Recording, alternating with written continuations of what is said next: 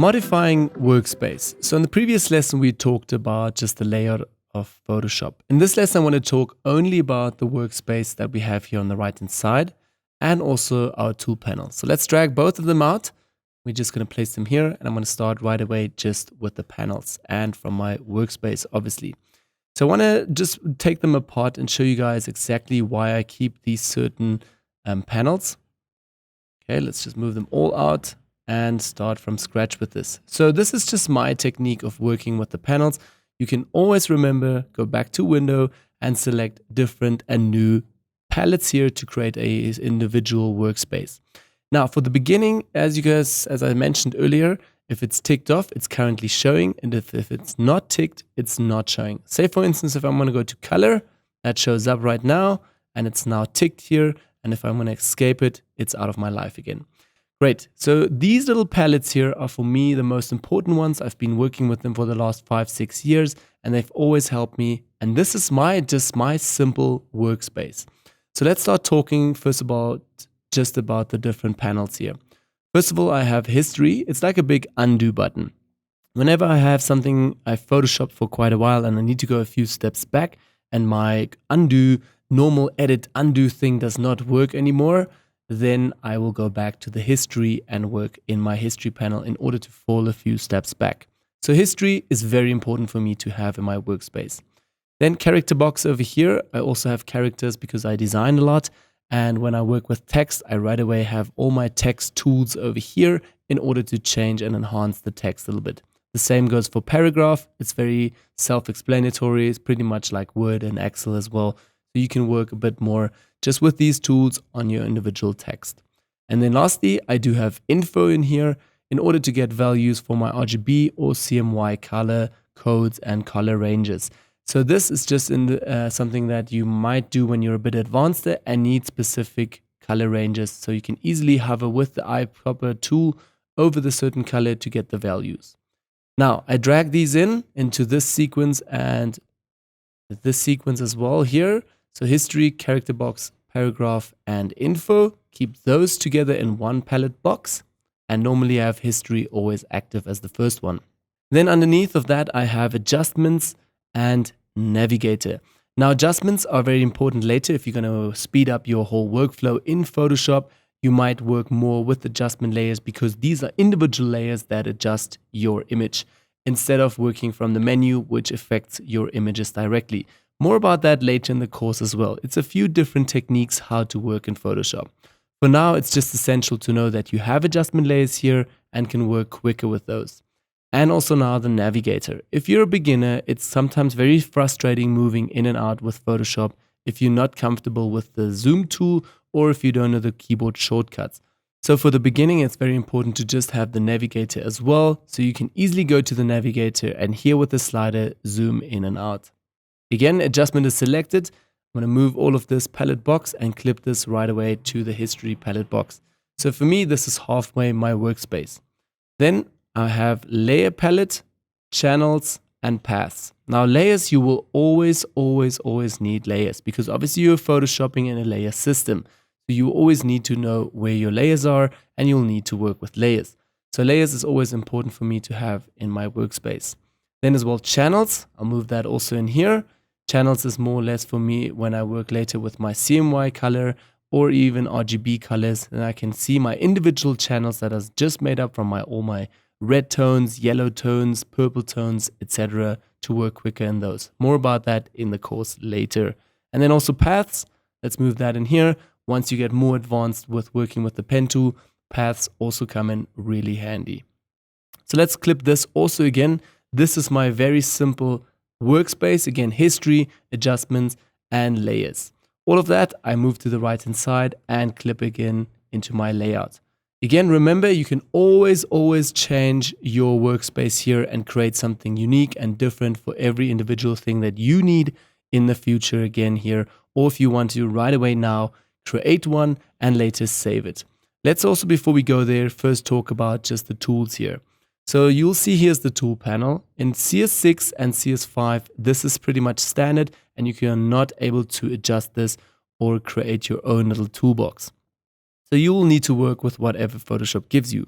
But in CC, you have these three little buttons here. I'm going to hit right click and say edit toolbox. And now I can individually create my own custom toolbox. It's a really great update for CC to, in order, obviously, only put in these tools that I like to work with. Obviously, everybody has a different workflow. So these are the tools that I mostly work with. I do not want to talk about the tools right now. That will happen later in the course. But for now, it's just important to see what type of tools do I actually have in my toolbox. So as you guys can see, I don't have everything in here because I don't work with all of these tools. So instead of pushing everything in there, only add what you really need. Okay, but once you get more comfortable with Photoshop, you might think, okay, I'll use this tool too, or this tool, and refine again your toolbox. Okay, once you're ready and once you have moved everything, so it's also very easy, it's just a drag and play system. You can literally just drag it in and out, and again, you guys can now see here is again the polygon lasso tool. If I drag this out again, it disappears from my toolbox. Once you're good with that, you can either save your preset here and then load it again, or you can just hit done for now, move this over to the side, and this is your layout. And now, very important, going over to the drop-down menu over here, and we have to now save this. So we're going to go over to new workspace, because you have finished your workspace, but you're now saving it as a new workspace. So we will save it here as beginner. Okay, so this is our beginner setup. And now also capture, please, panel locations with the saved in this workspace. So this means keyboard shortcuts, yes. We want to have the menu from the top, yes, and our toolbar here as well. Now, I didn't talk about keyboard shortcuts. I do not create my own keyboard shortcuts. I stick to the standard Photoshop keyboard shortcuts because they are always the same and I'm used to those. And I would suggest you get also familiar with the standard keyboard shortcuts. Okay, I'm going to hit save. And right away, this whole workspace has been now saved. On the right hand side again, you guys can see here's my Rita Pro workspace, or again the beginner. So say for instance you open Photoshop and it looks like this and you are completely confused. Why is it different now? Then simply go to the drop down menu and select beginner, and you're back to your setup and to your workspace. Great, so that's one feature now that I wanted to teach you, is just the workspace. Now again, we talked also earlier about this. I want to talk about the application frame that we still have active. Here in the background, we still have the desktop. So this is just the Photoshop desktop. If I'm quickly going to open a new canvas, which I'll teach you guys in a minute, this is what it will look like if you have a canvas open. So again, you'll have a little bit of a drop-down menu here, and again, you'll have just the canvas over here with also a little bit of a tab. So this is obviously your canvas now. You're working on your Photoshop file, and in the background, you still have the gray background, which is obviously the application frame. Now, if we go to Window and select Application Frame Off, you'll see it disappears, and I have my background, my desktop background again in front of me. So I can easily now click on here and get back to the desktop, or click here and get back into Photoshop. So this is like kind of my workspace. I do not keep the application frame on because I'm always then in Photoshop. Then I always need to break down the complete Photoshop in order to get to my desktop and go back to Photoshop again. I rather work like this, application frame off, and I can now switch easily between desktop and Photoshop. And now when I start working just in Photoshop, this obviously becomes irritating later. So what I do is press the keyboard shortcut F in order to go also into a kind of an application frame system. So now I do have the Photoshop background in the background and also the desktop, and I'm not distracted by my actual computer desktop. If I hit F again, I go in the complete full screen mode, and Photoshop blends it out the whole workspace and the layout, and I can only see my image, zoom in, zoom out, etc.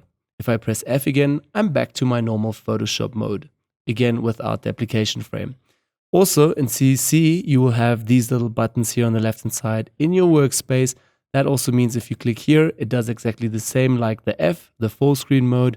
And if you click this again, it even gives you a warning. It's going into the full screen mode now. So when you want to get out of this, press F again or escape. So say full screen mode, great. And now I'm going to press escape and I'm back to my normal setup. So this depends completely on you. If you like the application frame and if you want to work like this, if you have more canvases, obviously they will show up here. or if you want without application frame. That is totally up to you. I am a person that works like this and just hits F every time I start photoshopping, and I'm happy now and I can start. So that was all about just modifying your workspace. The next lesson will be now about the menu and running through the menu a little bit.